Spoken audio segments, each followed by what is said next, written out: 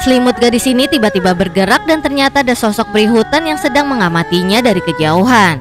Lalu peri itu pun membacakan mantra kepada sang putri dan terlihat cahaya hijau mencoba menyelimuti tubuh sang putri.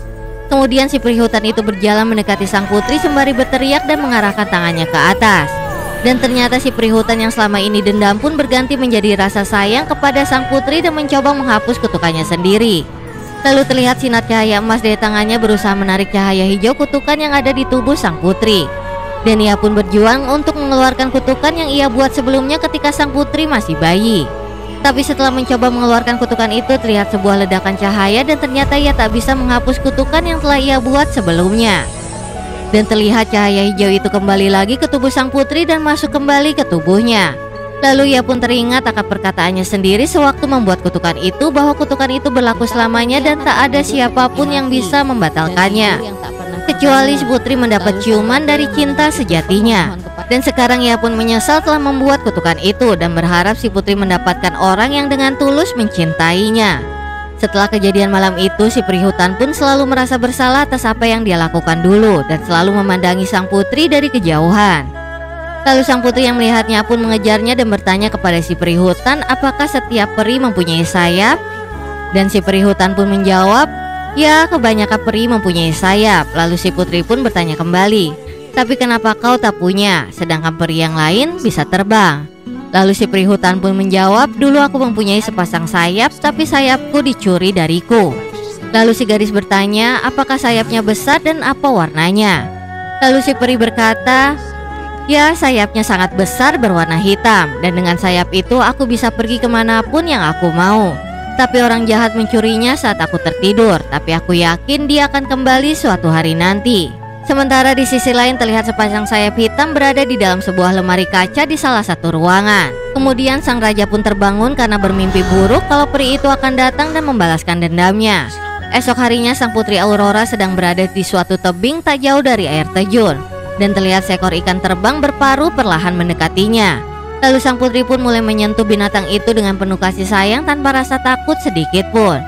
Dan si peri hutan yang melihat itu pun hanya melihatnya dengan tatapan sedih karena ia tahu hidup sang putri tak akan lama lagi. Kemudian si peri hutan pun memanggil si putri untuk mendatanginya, dan si putri yang mendengarnya pun bergegas menghampirinya. Lalu si peri hutan pun menyuruhnya untuk pulang dulu ke pondoknya dan menemui bibinya karena takut mereka khawatir terhadapmu. Tapi saat si peri hutan akan berkata kembali, si putri pun langsung menyela si peri hutan dan berkata, aku akan tinggal di sini setelah aku dewasa, karena aku sangat senang berada di sini dan juga di dekatmu, dan kita akan saling menjaga nantinya. Peri hutan yang mendengar perkataan si putri lalu berkata, kau boleh tinggal di sini sekarang. Dan si putri yang mendengar itu pun merasa senang, lalu kemudian berdiri dan berkata, aku akan menghabiskan waktuku di sini bersamamu dan bermain bersama teman-temanku di sini sampai nanti dan seterusnya. Tapi aku akan memberitahu para bibiku dahulu dan aku akan berpamitan kepada mereka. Setelah itu aku akan kembali lagi menemuimu. Dan sang peri pun hanya menatap sang putri dengan raut muka sedih. Sementara tak jauh dari pondok terlihat seorang pangeran berkuda sedang beristirahat di tempat itu dan memberi minum kudanya.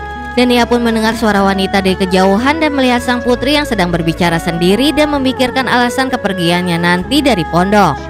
Lalu terlihat pangeran muda itu mengintipnya dari balik pohon dan kemudian berjalan mendekatinya. Dan si putri pun kaget melihat ada seorang pangeran tampan mendekatinya.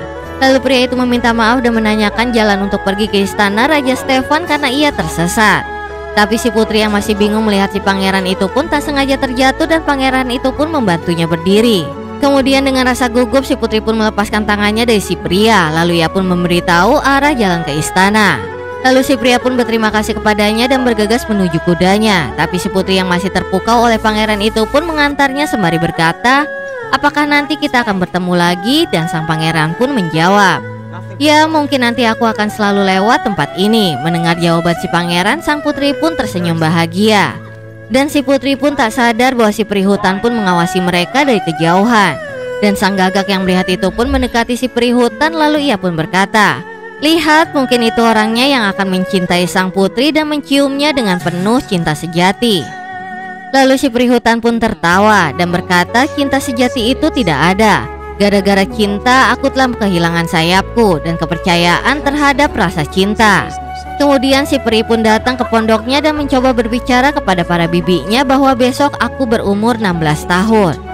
Dan bibinya yang mendengar itu pun kemudian merasa senang dan mengambil kue ulang tahun.